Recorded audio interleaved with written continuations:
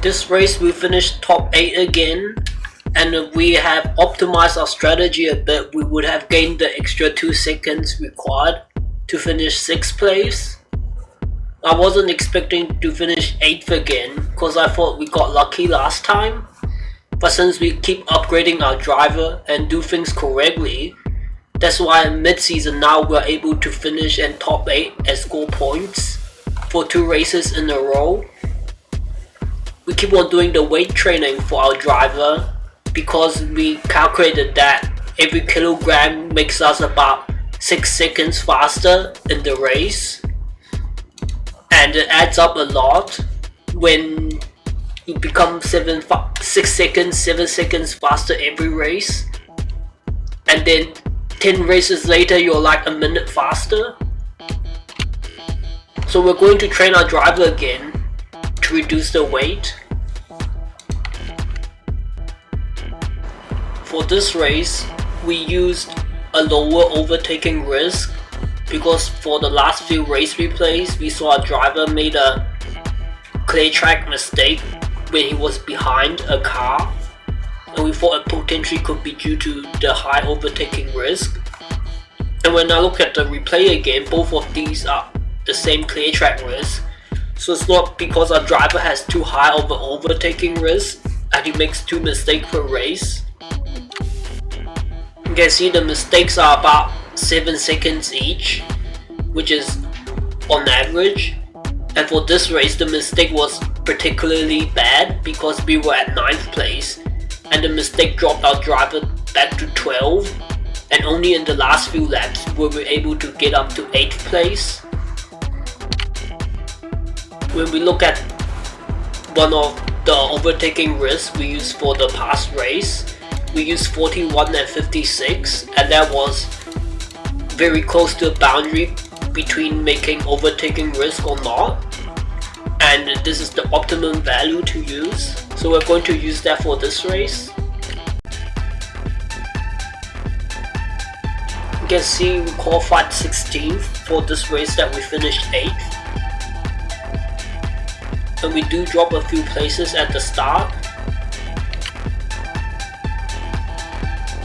But unlike the easier groups in Rookie, we don't immediately drop like 5 or 6 places. Normally for this season we've only dropped 2 places or so at the start of the race.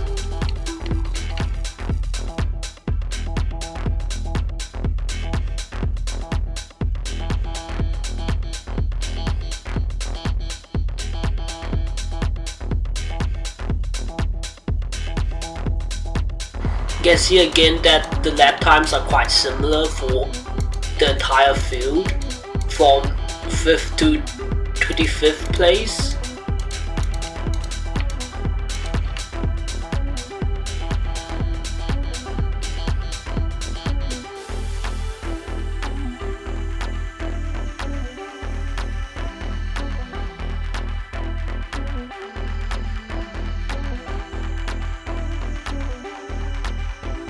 You can see we overtook a few of our rivals because they had a very high wear, and we had the fresh tires at the end of the race.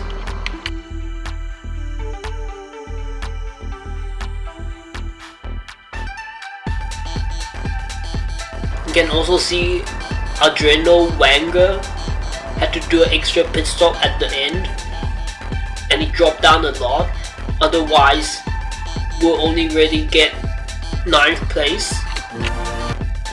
If we look at our car wear, it's same as what the calculator suggested for the race we did, and the driver stamina drain is about the same, even with a slightly lower overtaking risk. When I look at the lap times throughout the race, we were ever so slightly a bit faster at the end of the race, so I decided to reduce the wear compensation by 10%, and we will get the value of 0.228 when we use 0.25. We're going to look at a sponsor negotiation and they propose a $600,000 for this engine cover, which is a less valuable spot than others, and we think that's a generous amount, and we're going to always reply with a bit too low, since we're negotiating with easy to negotiate sponsors and we'll get paid a bit more money. For the race we're going to do, you can see it's difficult to overtake, and when we look at the past results, the optimum was a 2 pit stop, but 1, 2, 3 would work, and the track value shows 1.33, which is between 1 and 2 pit stops, so you definitely want to do 1 less pit stop, which would mean using a 1 pit. We can see that we need to replace a lot of the parts, and we can downgrade the suspension by 1 level. But when we look at the cost of the suspension, it's about 5.3 million, and it would last 4 or 5 races, up to 6 or so, and it costs about us, if we divide by 4, it will be 1 point something million, and we're going to lose a bit of performance, so it'll finish slower, so we won't make the money back that we saved, because we'll generate more revenue if we upgrade the suspension. The suspension is not like the other car parts, like the underbody or side pods, because it reduces our tire wear a bit, and that can make a huge impact on the race, and it also is moderately dependent on the performance.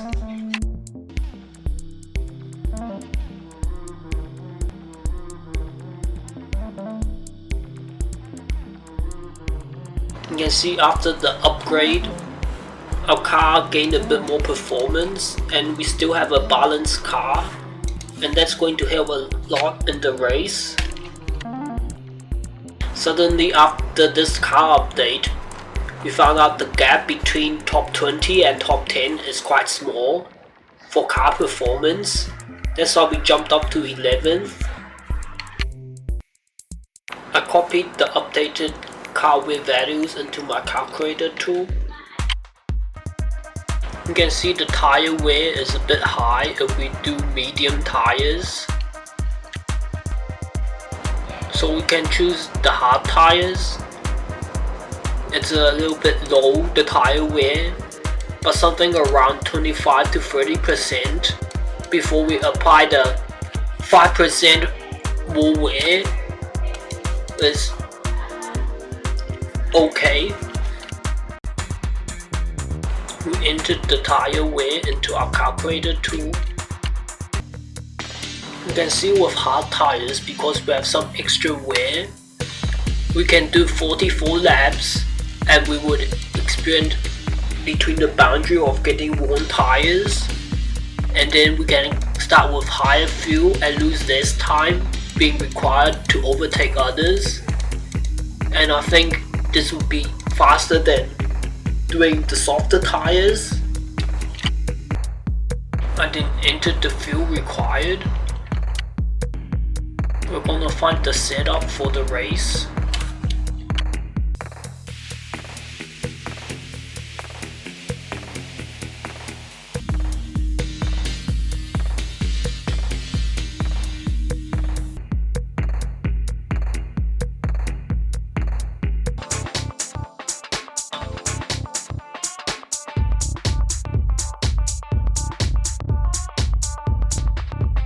I've calculated the setup, and we're going to find the wing split, and we can see for the wings, for the suspension, we need a very high value, but the max we can put is 999, and our calculator suggests 1000 for the suspension, and I think the upgrade helps us stay within the correct optimum setup range, because with some lower suspension levels, sometimes you need a value higher than 999 a bit, might be 110 or 150.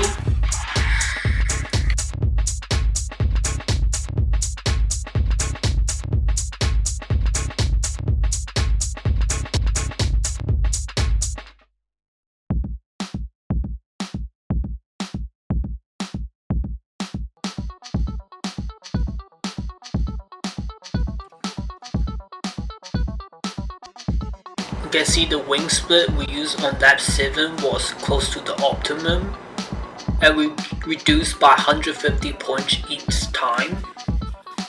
So we can put our setup a bit closer to lap 6, about 20 points more towards the lap 6. We're gonna do qualifying.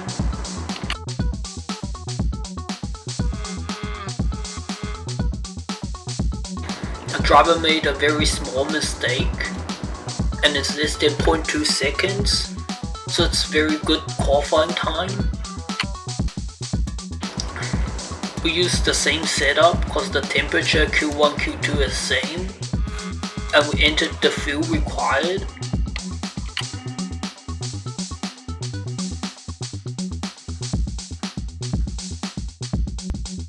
You can see a few people with a lot of points has qualified, so it's good to use them as a reference. And we can see the entire group qualifying times were very similar in Q1.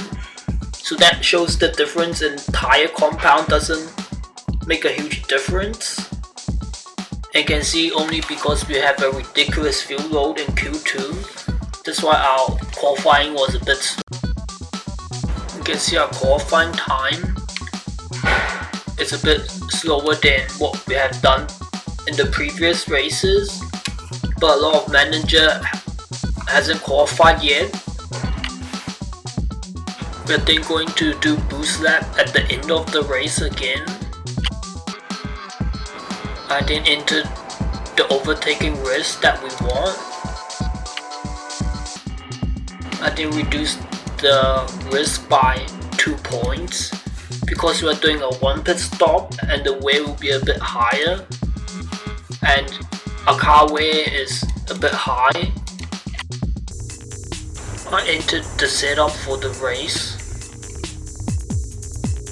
Surprisingly, after the wear compensation and temperature difference, the optimum setup is within the 999 range again, so we are not going to lose any performance.